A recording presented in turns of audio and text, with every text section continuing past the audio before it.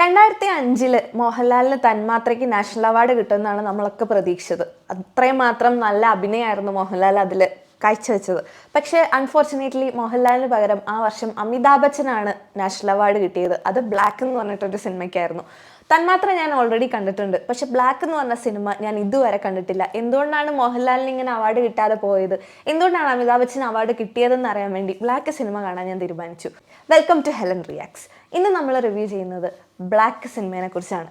2005 സഞ്ജയ് ലീല ബൻസാലി എഴുതി സംവിധാനം ചെയ്ത സിനിമയാണ് ബ്ലാക്ക്. ഹെലൻ കെല്ലറിൻ്റെ ജീവിതത്തിന് ആസ്പദമാക്കിയിട്ടാണ് സിനിമ അവർ ചെയ്തത്. ഹെലൻ കെല്ലറിനെ മിക്കവർക്കും അറിയാലോ. അവർക്ക് കണ്ണ് കാണില്ല, ചെവി കേൾക്കില്ല, തീരെ ചെറുത് മുതലേ, അതായത് 2 വയസ്സിന് മുന്നേ മുതലേ. റാണി മുഖർജി മിഷേൽ മക്നലി എന്ന് പറഞ്ഞ ക്യാരക്ടറും അമിതാഭ് ബച്ചൻ ദേബ്രാജ് സഹായ് എന്ന് പറഞ്ഞ ക്യാരക്ടറുമാണ് സിനിമയിൽ ചെയ്യുന്നത്. ഇവർ രണ്ടുപേരാണ് ലീഡായിട്ടുള്ള റോളുകൾ. ഇതിൽ റാണി മുഖർജി ഹെലൻ കെല്ലറിൻ്റെ ലൈഫിൻ്റെ ഒരു എന്താ പറയുക, അതിൻ്റെ ഒരു ഹെലൻ കെല്ലറിൻ്റെ ലൈഫ് തന്നെയാണ് റാണി മുഖർജിയുടെ ലൈഫിലും പോർട്രേ ചെയ്യുന്നത്. അതായത് അവർക്ക് ചെറുപ്പം മുതലേ 18 മാസം മുതലേ കണ്ണ് കാണില്ല, ചെവി കേൾക്കില്ല എന്ന് ഡോക്ടർ പറഞ്ഞ ഒരു കുട്ടിയായിട്ടാണ് റാണി മുഖർജി വളർന്നു വരുന്നത്. ഇവരെ പഠിപ്പിക്കാൻ വരുന്ന ഒരു ടീച്ചറായിട്ടാണ് അമിതാഭ് ബച്ചൻ വരുന്നത്. അപ്പോൾ അമിതാഭ് ബച്ചൻ്റെ ക്യാരക്ടർ സ്വന്തമായിട്ട് പറയുന്നത് അദ്ദേഹം ടീച്ചറല്ല, മജീഷ്യനാണെന്നാണ്. അപ്പോൾ സിനിമയിലുടനീളം ഈ അമിതാഭ് ബച്ചൻ്റെ ടീച്ചർ ക്യാരക്ടറിൻ്റെ മാജിക് തന്നെയാണ് നമ്മൾ കാണുന്നത്.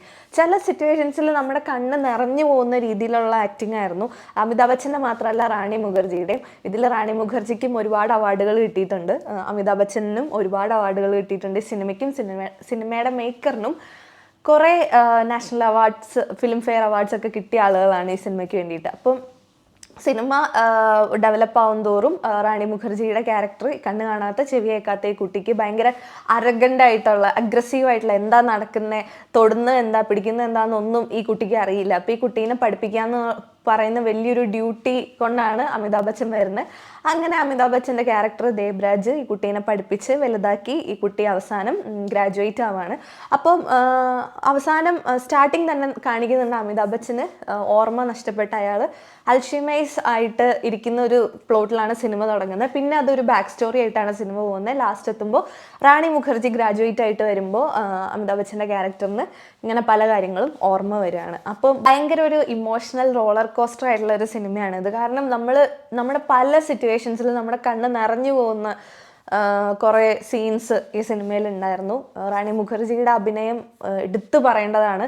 അയേഷ കപൂറാണ് റാണി മുഖർജിയുടെ ചൈൽഡ്ഹുഡ് ക്യാരക്ടർ ചെയ്തത്. അവരുടെ ക്യാരക്ടർ അടിപൊളിയായിരുന്നു, സൂപ്പറായിരുന്നു. നമുക്ക് ശരിക്കും കണ്ടാൽ സങ്കടമായി പോകുന്ന രീതിയിലായിരുന്നു അവരത് അഭിനയിച്ചത്. അപ്പം ഈ ഹെലൻ കെല്ലറിൻ്റെ ഒറിജിനൽ സ്റ്റോറി ഇംഗ്ലീഷിൽ റിലീസായ സിനിമ ഞാൻ കണ്ടിട്ടുണ്ട്.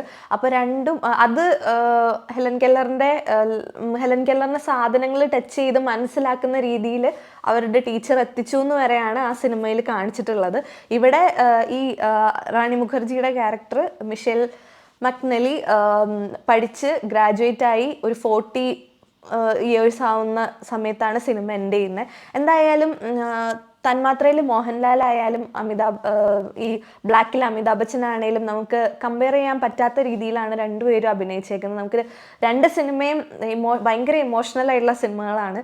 അപ്പം നിങ്ങൾ ഇത് രണ്ടും കണ്ടിട്ടുണ്ടെങ്കിൽ നിങ്ങൾക്ക് ഇതിൽ ഏതാണ് ഇഷ്ടപ്പെട്ടത് നിങ്ങൾ താഴെ കമൻറ്റ് ചെയ്യും. മോഹൻലാലാണോ അമിതാഭ് ബച്ചൻ ആണോ നാഷണൽ അവാർഡിന് കൂടുതൽ ഡിസർവിംഗ് എന്നുള്ളതും നിങ്ങൾക്ക് താഴെ കമൻറ്റ് ചെയ്യാം. സോ അടുത്തൊരു സിനിമയുടെ റിവ്യൂ ആയിട്ട് ഞാൻ അടുത്ത ദിവസം വരുന്നതായിരിക്കും. Thank you for watching. Thanks.